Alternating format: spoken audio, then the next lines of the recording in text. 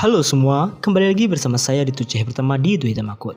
Pada kesempatan kali ini, saya akan menjawab pertanyaan tentang bagaimana caranya insert data ke database MySQL dengan menggunakan Node.js Telegram. Oke, jadi pada saya cuma memberikan tutorial tentang insert data sekalian langsung dengan CRUD-nya ya, create, read, update, delete tentunya. Oke, langsung ke step by stepnya. Jadi yang pertama ada setup, ada copy syntax, ada insert into MySQLDB, ada delete from MySQLDB, ada update from MySQLDB. Oke, di sini ada copy syntax. Jadi kalian yang belum lihat tutorial aku di pertanyaan yang sebelumnya itu di situ aku memberikan tutorial bagaimana caranya select data dari MySQL lalu ditampilkan di Telegram. Nah, nanti sintak di situ nanti kita copy. Nah, untuk link-link referensi kalian bisa cek di deskripsi, ini sudah saya berikan. Oke, langsung ke tahap yang pertama yaitu ada setup. Baik, di bagian setup kalian harus menyalakan ini ya, SAM control-nya. Ada Apache dan MySQL, kalian silahkan nyalakan. Kemudian masuk di bagian ini ya, Visual Studio Code. Kita buat folder baru dengan nama bot crud mysqldb seperti ini ya. Jadi di dalamnya kita masuk dulu ke terminal. Jadi kita masuk ke sini ya foldernya, change directory ask / bot crud mysqldb seperti itu. Oke, ini kita ini dulu npm init min y seperti ini ya. Oke, kalau udah nanti akan tergenerate satu file bernama package.json seperti itu. Kemudian kita install package seperti MySQL, kemudian ada Nodemon, dan yang terakhir adalah Telegraph tentunya ya. Nah, kita tunggu sampai proses instalasi ini selesai.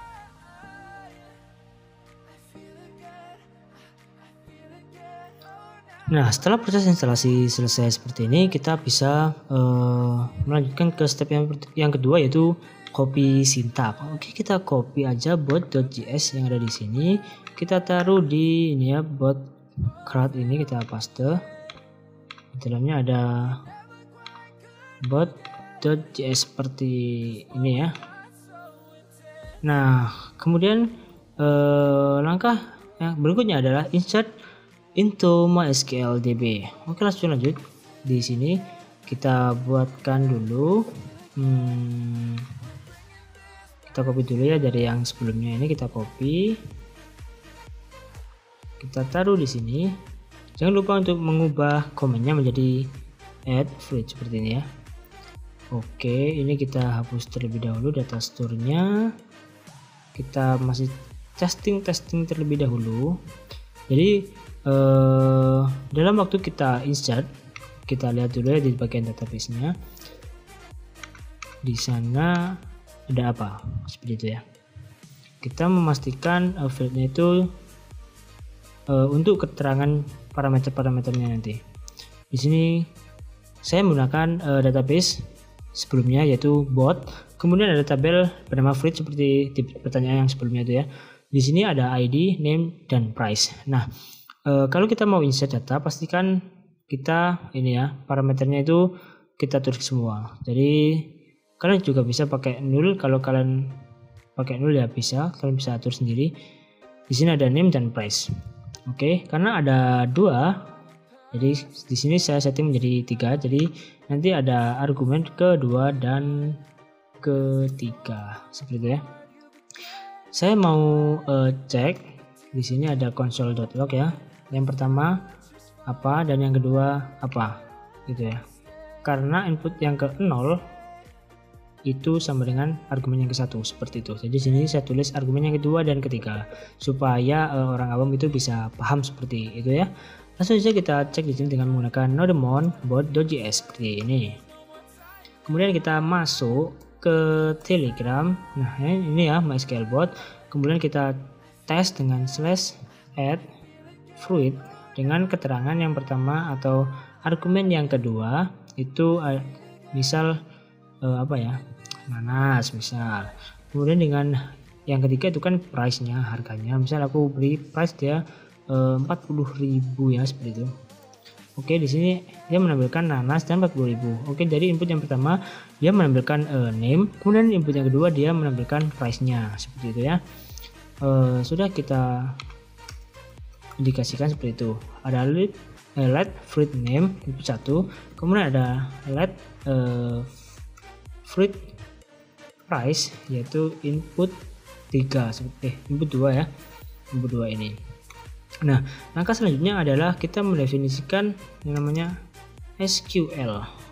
Oke, kita bisa menggunakan var seperti ini, insert into nama tabelnya yaitu fruit, ini ya, nama tabelnya fruit, insert into fruit dengan keterangan ada name dan price-nya.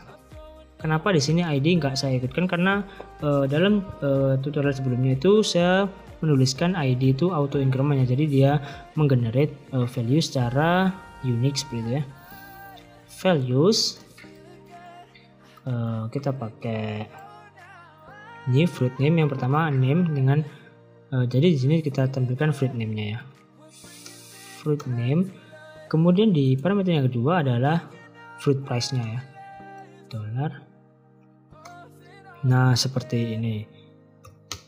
Oke, langkah selanjutnya kita sambungkan dengan koneksinya ya. Kita tuliskan SQL, function. Nah, di sini ada dua parameter yaitu errornya dengan resultnya, seperti itu ya. Nah, oke. Jadi jika error maka lihat throw errornya seperti apa, seperti itu, throw error seperti ini ya. Nah, kemudian jika dia berhasil maka kita log aja, kita tampilkan dulu seperti apa ya, data, kemudian sebentar, kita cek pakai ini aja, data fruit name seperti itu, data fruit name berhasil ditambahkan. Oke, kita cek di sini. Ini kita copy ya, kita copy, kita paste di sini. Nah, data nanas berhasil ditambahkan. Jadi daripada kita tampilkan di sini, mending lognya kita tampilkan dengan menggunakan reply ya, contact.reply seperti ini. Kita paste di sini. Ini kita komen aja. Oke, jadi ketika kita menambahkan buah baru add fruit, misal dengan nama apa misal namanya adalah buah salak misalnya, dengan buah salak dengan harganya cuma Rp2.000, langsung saya insert. Nah, data salak berhasil ditambahkan seperti ini. Jadi ketika kita cek di fruit list, nah di sini kan dia nggak tampil salaknya ya, dia tampilnya di sini. Tapi saya kan insertnya S-nya kecil ya, jadi seharusnya di sini ada sih.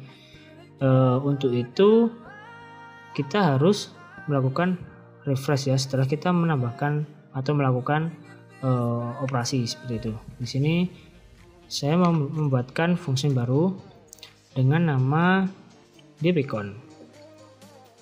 Nah, di dalam dbcon ini kita kopikan isinya ini ya, kita isikan ini, kita cut aja, kemudian kita paste di dbcon-nya seperti ini. Kemudian connect ini nggak diperlukan ya, kita bisa menghapusnya. Oke, jadi setiap ada perubahan seperti add fruit, kita panggil ya dbcon-nya. Oke, seperti ini. Misal saya mau add fruit lagi, add fruit dengan nama apa ya, yang belum, misalkan cherry seperti ya, buah cherry, dia harganya cuma Rp500. Oke, data cherry berhasil ditambahkan. Kemudian kita cek di fruit list. Nah, dia akan otomatis update ya datanya seperti itu. Oke, langsung lanjut ke langkah selanjutnya, yaitu ada delete from MySQL database.